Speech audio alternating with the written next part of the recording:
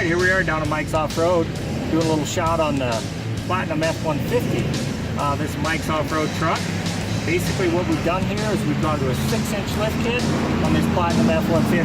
Still rides fabulous, better than stock, and also handles that way. See here, built by Rough Country, the new Vertex system, a 6-inch lift. Back here in the rear, we retained the stock spring, but also went to the new Vertex 9-way adjustable shock.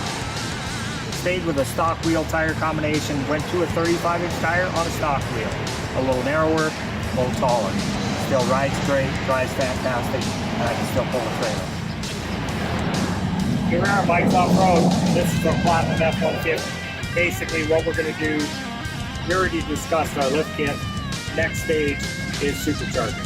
Supercharging flares, we're just going to try to decide what we want to do. Make it a little better, handle better, and have more power.